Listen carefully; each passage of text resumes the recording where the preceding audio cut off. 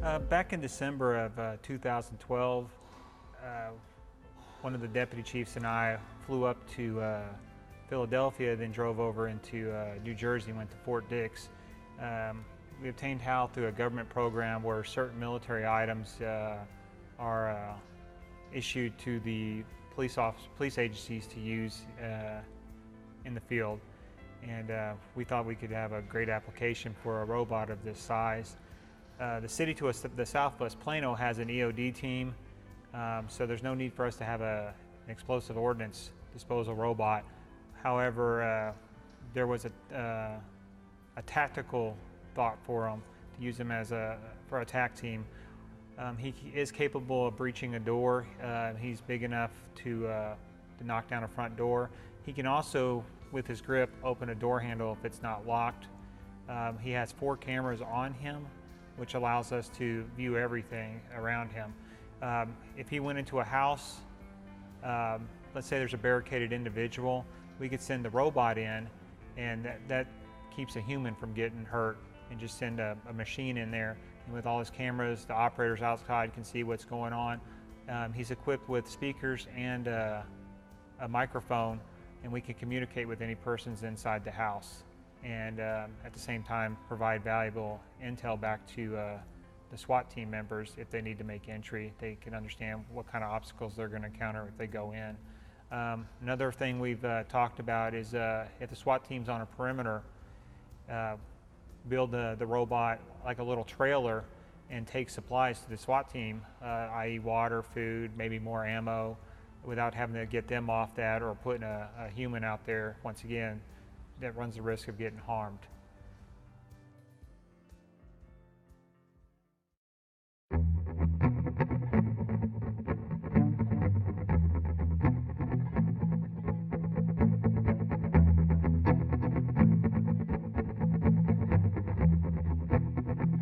When we picked him up, we didn't really know what we were going to put him in. We talked about putting him in a Sprinter van, but with most government agencies, we don't have deep pockets, so trying to acquire funds is a difficult thing.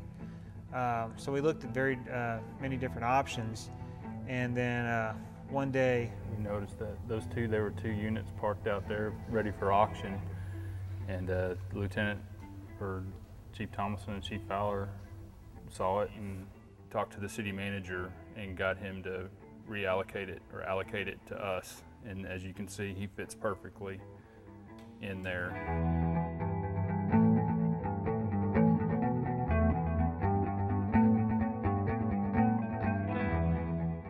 With all the compartments that the medical personnel and the fire personnel use to store all their equipment, it's actually worked out great for us.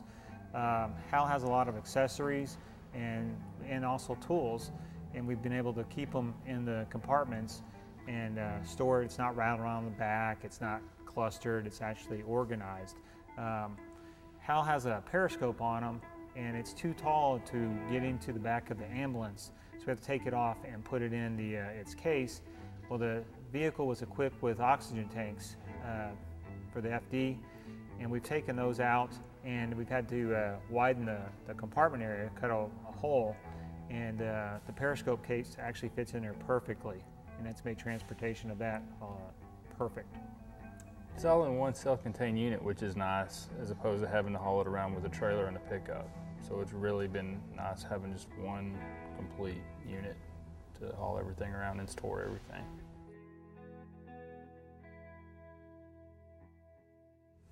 Well, we've created this book here. It's the robot's called HAL.